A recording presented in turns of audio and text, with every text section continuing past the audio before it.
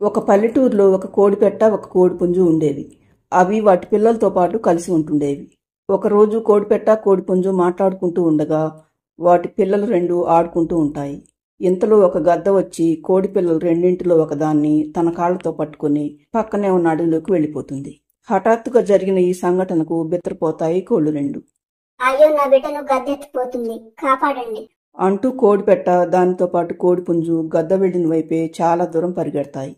కానీ అప్పటికే గద్ద చాలా దూరం వెళ్ళిపోతుంది. గద్ద అలా అడవిలోకి వేగంగా ఎగురుతూ వెళ్తుండగా దానికి హఠాత్తుగా ఒక చెట్టు కొమ్మ తగులుతుంది. గద్ద చెట్టు కొమ్మను వేగంగా ఢీ కొట్టడంతో అది ఎగిరి అవతల పడి అక్కడికక్కడే చనిపోతుంది. గద్ద కాళ్ళ కింద ఉన్న కోడిపిల్ల పక్కనే ఉన్న పచ్చగడ్డిలో పడటంతో దానికేమీ కాదు. కానీ అక్కడ చుట్టుపక్కల ఎవరూ లేకపోవడంతో కోడిపిల్లకు చాలా భయంగా అనిపిస్తుంది. అసలే గద్ద తన కాళ్లతో పట్టుకుని రావటం, దానికి తోడు చుట్టుపక్కలంతా నిర్మానుష్యంగా ఉండటంతో కోడిపిల్లకు వాళ్ళ అమ్మ నాన్న గుర్తుకు వచ్చి చాలా ఏడుపొస్తుంది. అక్కడ పడి ఉన్న గద్దను చూస్తే కూడా దానికి చాలా భయం అనిపిస్తుంది. అది నెమ్మదిగా నడుచుకుంటూ ఎటు వెళ్లాలో తెలియక అడవిలో తిరుగుతూ ఉంటుంది. అలా చాలాసేపు తిరగటంతో దానికి ఆకలేయటం మొదలవుతుంది. కానీ ఆహారాన్ని ఎలా సంపాదించుకోవాలో తెలియదు ఆ చిన్ని కోడిపిల్లకు. అది అలా నడుచుకుంటూ వస్తుండగా దానికి ఒక కుందేలు ఎదురుపడుతుంది. అడవిలో అలా కోడిపిల్లను చూడగానే కుందేలుకు చాలా ఆశ్చర్యంగా అనిపిస్తుంది. అది కోడిపిల్లతో, ఏంటి బుజ్జికోడి, నువ్వు అడవిలోకి ఎలా వచ్చావు, అది ఇలా ఒంటరిగా అంటుంది కుందేలు.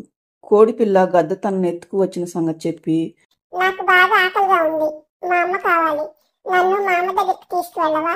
అయ్యో చిన్ని కోడి, మీ అమ్మ ఎక్కడుందని తీసుకువెళ్ళను, ముందు నువ్వు నాతో రా, ఏమైనా తిందువు గాని, నువ్వు మీ అమ్మ దగ్గరికి వెళ్లే సంగతి తర్వాత ఆలోచిద్దాం అని కోడిపిల్లను తీసుకుని తను ఉండే చోటుకు తీసుకువెళ్తుంది కుందేలు. అక్కడ దాని ఇద్దరు పిల్లలు కూడా ఉంటారు. కోడిపిల్లను తినమని కొన్ని దుంపలు పెడుతుంది కుందేలు. కానీ ధాన్యం తినే కోడిపిల్లకు ఆ దుంపలు అస్సలు తినబుద్ధి కావు. మరుసటి రోజు కుందేలు ఆలోచనలో పడుతుంది. పాపం ఈ కోడిపిల్ల రాత్రి నుండి ఆహారం సరిగా తినలేదు. ఇది తినే ఆహారం ఈ అడవిలో ఎక్కడ దొరుకుతుందో నాకు తెలియదు. మేము తినే ఆహారం ఈ కోడిపిల్ల తినటం లేదు. ఎలాగైనా ఈ చిన్ని కోడిపిల్లను దీని తల్లి దగ్గరికి చేర్చాలి అనుకున్న కుందేలు కోడిపిల్లను తీసుకుని తన స్నేహితురాలైన జింక దగ్గరికి వస్తుంది. కోడిపిల్లను చూడగానే జింక ఆశ్చర్యంగా, ఎవరు మిత్రమా ఈ చిన్ని కోడిపిల్ల, చాలా ముద్దుగా ఉంది. పాపం దీన్ని ఒక గద్ద వీళ్ళమ్మ దగ్గర నుండి దూరం చేసి ఈ అడవిలోకి ఎత్తుకొచ్చిందట మిత్రమా. ఆ గద్ద అనుకోకుండా చనిపోవటంతో ఇది బతికి బయటపడింది. కానీ మరీ చిన్నపిల్ల కదా, వాళ్ళ అమ్మ కోసం బాగా బెంగ పెట్టుకున్నది.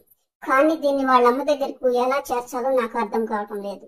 అందుకే నువ్వేదైనా ఉపాయం చెబుతావేమోనని నీ దగ్గరికి వచ్చాను. అయ్యో అలాగా, పాపం ఈ చిన్ని కోడి పిల్లకు చాలా కష్టం వచ్చిందే. నేను బాగా ఆలోచించి దీనికి పరిష్కారం వెతుకుతాను మిత్రమా. దీన్ని ఈ రోజుకు నీ ఇంట్లోనే ఉండనివ్వు. నేను రేపు ఉదయం మనం ఎప్పుడు కలుసుకుంటే చోటుకు వస్తాను. నువ్వు కూడా రేపు ఈ బుజ్జికోడిని తీసుకుని అక్కడికి రా. తప్పకుండా దీన్ని వాళ్ళ అమ్మ దగ్గరికి చేరుద్దాం అని వెళ్ళిపోతుంది జింక. మరుసటి రోజు కోడిపెట్ట కోడిపుంజు ఊరు బయటకు వస్తాయి. 2 రోజుల క్రితం నా బిడ్డను ఆ గద్ద ఇటువైపు నుండి అడవిలోకి ఎత్తుకెళ్ళింది బావా. ఆ దుష్ట గద్ద నా బిడ్డను అప్పుడే చంపి తినేసి ఉంటుంది బావా. ఊహించుకుంటేనే తట్టుకోవటం కష్టంగా ఉంది. నా బిడ్డ ఎంత నరకం అనుభవించి ఉంటుందో ఏంటో అని తల్లి కోడి బోరున ఏడుస్తూ అంటుంది తన భర్తతో. కోడిపుంజు భార్యను ఓదారుస్తూ ఉండగా అప్పుడక్కడికి ఒక కాకి వస్తుంది. తల్లి కోడిని దాని పక్కనున్న మరొక కోడి పిల్లను చూసిన కాకి, నువ్వేదో నీ బిడ్డను తలుచుకుని ఏడుస్తున్నావని నాకు అర్థమైంది కోడిపెట్ట. కానీ నేను నిన్న నీతో ఉన్న నీ బిడ్డలాంటి కోడి పిల్లనే మా అడవిలో చూశాను. బహుశా అది నువ్వు గుర్తు చేసుకుంటున్న నీ బిడ్డనేమో అని తన కోడిపిల్లను ఎక్కడ చూసింది చెప్పి వెళ్ళిపోతుంది కాకి. కాకి చెప్పిన విషయం విన్న కోడిపెట్ట కోడిపుంజుకు ప్రాణం లేచి వచ్చినట్లు అనిపిస్తుంది. అంటే నా బిడ్డ బ్రతికే ఉందన్నమాట. బావా, మనం వెంటనే అడవిలోకి వెళ్దాం. నేను నా బిడ్డను వెంటనే చూడాలి అని తల్లి కోడి బలవంత పెట్టడంతో కోడిపుంజు కూడా అందుకు ఒప్పుకుంటుంది.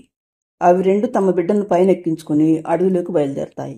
మరోవైపు కుందేలు కోడిపిల్లను తీసుకుని తన స్నేహితురాలైన జింక దగ్గరకు వస్తుంది. ఈ బుజ్జికోడి గురించి ఏం ఆలోచించావు మిత్రమా అంటుంది కుందేలు. అక్కడ తన స్నేహితురాలైన తుని పక్షి కూడా ఉంటుంది. నేను ఈ కోడిపిల్ల గురించి మన స్నేహితురాలు తునితో మాట్లాడాను మిత్రమా. దీనికి ఈ కోడిపిల్ల చెప్పిన ఊరి గురించి బాగా తెలుసట. ఇది కోడిపిల్లను తన పైన ఎక్కించుకుని వాళ్ళ ఊరికి తీసుకువెళ్తానని చెప్పింది. నాకు కూడా అదే మంచిదని అనిపిస్తుంది. ఎందుకంటే మనం నడుచుకుంటూ అంత దూరం వెళ్లాలంటే చాలా కష్టం. అందుకే దీన్ని మన తునితో పంపించేద్దాం అంటుంది జింక. కుందేలు కూడా అందుకు ఒప్పుకుంటుంది. తరువాత తుని పక్షి కోడిపిల్లను తన పైన ఎక్కించుకుని ఊరు వైపుకు వస్తుండగా తల్లి కోడి దాని భర్త తుని పక్షికి ఎదురుపడతారు. తన తల్లిని చూడగానే కోడిపిల్ల అమ్మా నేను ఇక్కడున్నానమ్మా, నీకోసమే వస్తున్నాను అని అరవటంతో తల్లి కోడి తన బిడ్డ మాట విని సంబరపడిపోతుంది. తరువాత తుని పక్షి కోడిపిల్లను తన తల్లిదండ్రులకు అప్పగించి తిరిగి అడవిలోకి వెళ్ళిపోతుంది. అప్పుడు తల్లి కోడి తన బిడ్డతో, నా బంగారు తల్లి, మళ్ళీ నిన్ను చూస్తానని అనుకోలేదమ్మా. ఆ దేవుడే నిన్ను నా దగ్గరకు పంపించాడు. అసలు నువ్వు ఆ గద్ద బారి నుండి ఎలా తప్పించుకున్నావు తల్లి అని అడగటంతో బుజ్జి కోడిపిల్ల జరిగిన విషయం మొత్తం తల్లికి చెప్పి, అమ్మా నేను కూడా నిన్ను తలుచుకుని చాలా ఏడ్చానమ్మా. నా చిన్నారి తల్లి, ఇక మనల్ని ఎవరు వేరు చేయలేరు నాన్న అని తన పిల్లలిద్దరిని తీసుకుని భర్తతో పాటు బయలుదేరి తన ఇంటికి వెళ్తుంది కోడిపెట్ట. ఫ్రెండ్స్, ఈ స్టోరీ నచ్చితే లైక్ చేయండి, ఛానల్ను సబ్స్క్రైబ్ చేసుకోండి.